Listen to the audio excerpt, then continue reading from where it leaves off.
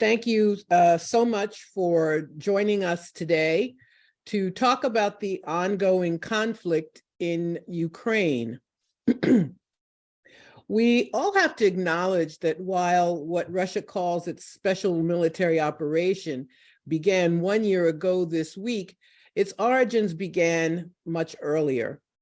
There's another February anniversary to make note of, and that is the Munich Security Conference, which is held this month.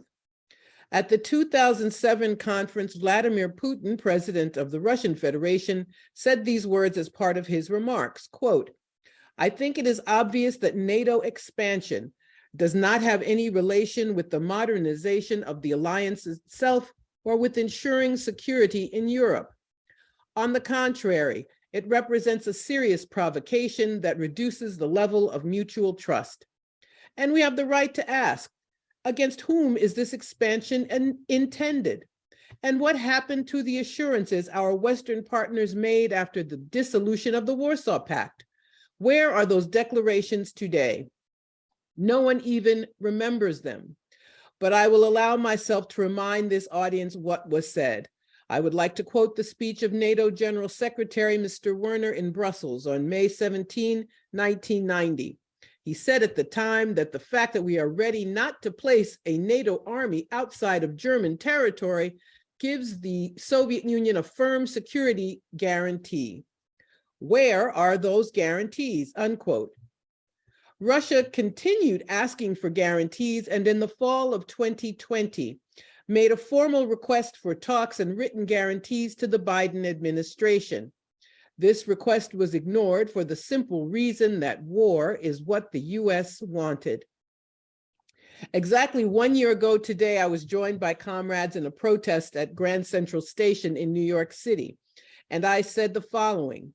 I said, quote, "This is a war of choice by the United States and by NATO, the true warmongers in this story. This crisis is entirely created by the United States to try to contain," I said that in quotes, "contain Russia, which is not possible and which threatens to cause a conflagration that will involve all of Europe and the whole world," unquote. I was writing a lot, as I'm sure many of us were, at this time last year. And around this time, US Secretary of State Antony Blinken spoke in the US, predicting a Russian attack on Ukraine. But Ukraine was shelling the Donbass region that our previous speaker mentioned. And they were daring Russia to come in and protect that region. And they will then call Russia the aggressor. Provocation will be carried out by the US. We were all at this time last year waiting in anxious anticipation as the US instigated this war. The Organization for Security and Cooperation in Europe, the OSCE, was reporting increased Ukrainian attacks on Donbass. But several weeks earlier, President Biden made a strange remark about Russia. After months of predicting a Russian attack, he said a small incursion would not be serious. Quote, "And so I think that you're going to see is that Russia will be held accountable if it invades. And it depends on what it does. It's one thing if it's a minor incursion, and then we end up having a fight about what to do and not to," unquote. Biden let the cat out of the bag. You have to pay attention with some of his outbursts because he does inadvertently tell the truth. The Biden administration decided to act on a long-held dream of the US. They hoped to devastate Russia economically, turning the ruble to rubble, as Biden said. They wanted to sanction Russia's oil and gas and end its financial connection with European countries that had been purchasing its natural gas, and they wanted to kill the Nord Stream 2 project, as they said quite openly. Part of the reason was to make money for US companies and sell liquefied natural gas, LNG, to Europe. The damage done to European countries was a consideration in this way. They hope to damage Russia's economy while also helping their own and make Europe more dependent on the US. The Biden administration sped up what had been US policy for 30 years after the fall of the Soviet Union. while naive people like me at that time, naive at the time, while we hoped for a peace dividend, they immediately began encroaching upon what was now the Russian Federation. Despite promises to a very naive Mikhail Gorbachev that they wouldn't move NATO further east, they methodically began expanding NATO with former Warsaw Pact countries and even some former Soviet republics into what is supposed to be a defensive alliance. Of course, we know that isn't true. Even the name is a sham. The North Atlantic Treaty Organization claims the right to intervene all over the world. The South American nation of Colombia was declared a major non-NATO ally a few years ago. In 2011, NATO claimed that Libya was in its sphere of influence and bombed that nation under the responsibility to protect pretext and turned it into a failed state, which is the source of an ongoing immigration, humanitarian crisis, and even slavery. NATO recently announced that China, far from the North Atlantic, is a strategic priority, and they said Beijing's ambitions and its coercive policies challenge the Western Bloc's interests, security, and values. NATO is an offensive organization working to enhance imperialism carried out by what is now known as the collective West. This collective West poses a great danger to the world, but is also facing limitations on its power. Biden believed mistakenly in the old saying that Russia was just a gas station masquerading as a country. While the US raised energy prices for Europe and caused inflation, Russia turned elsewhere to China and India as energy customers. Kicking Russia out of the SWIFT payment system created great hardship for nations in Africa, for example, who were unable to pay for the grain and fertilizer they purchased from Russia. What they did not know, or rather chose to ignore, I think is more correct, is that Russia produces nearly everything that it needs and has products that are in global demand and are especially needed in Europe. Russia also has huge financial reserves. A sanctioned strategy against Russia was bound to fail. But none of that mattered to a group determined to exercise hegemony, regardless of the impact on people all over the world. Of course, hegemons don't really have friends, just vassals and enemies.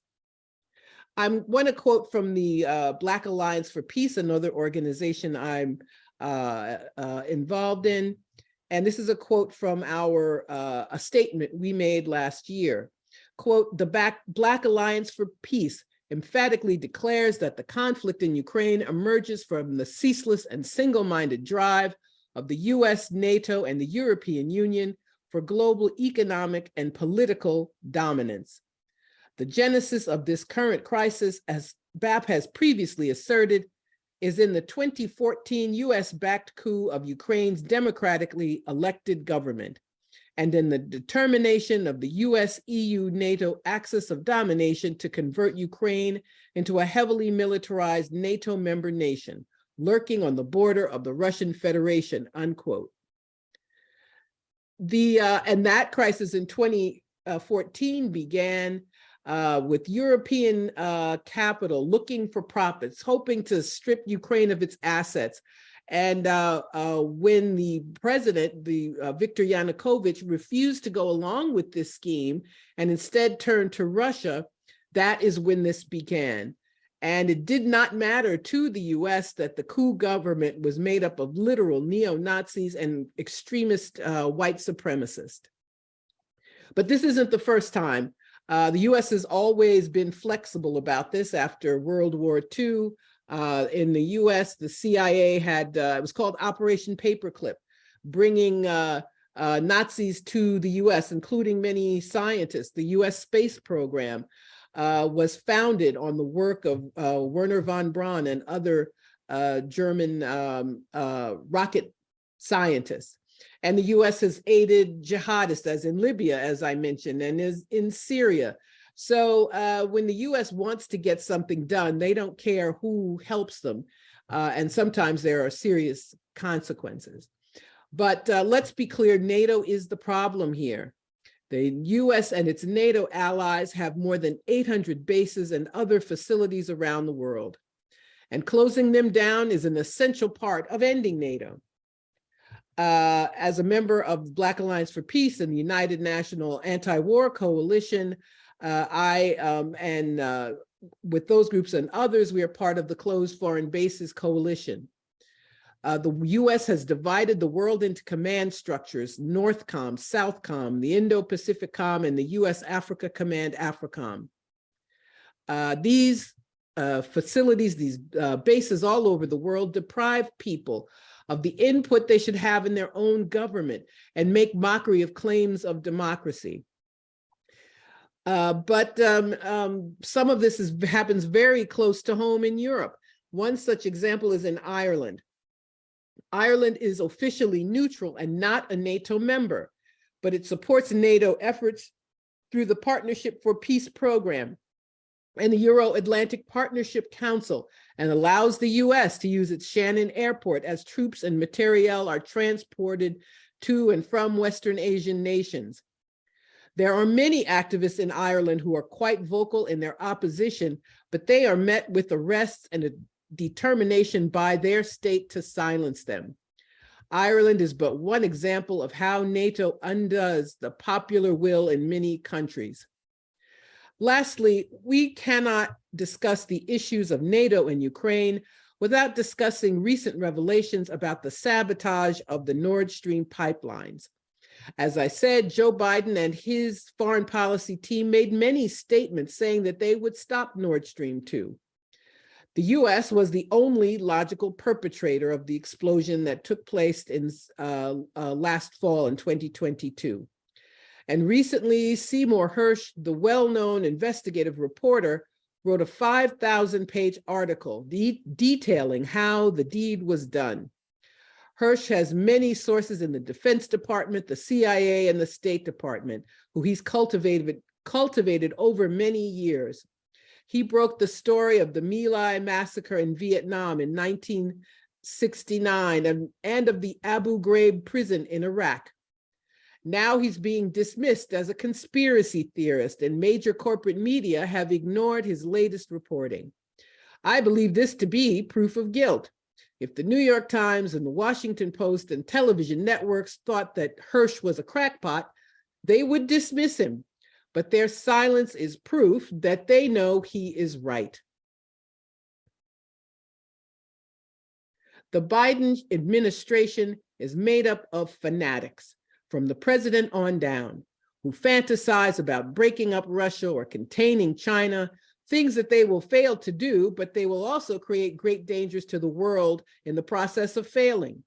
But the media and their mouthpieces, the media are their mouthpieces, and the Ukraine project is completely bipartisan, and not one member of Congress from either the Republican or Democratic parties has said anything about what can only be called a terrorist attack on Nord Stream and on Germany, supposedly a US ally. It's clear that Russia is winning in Ukraine. NATO is literally scrounging the world for weapons.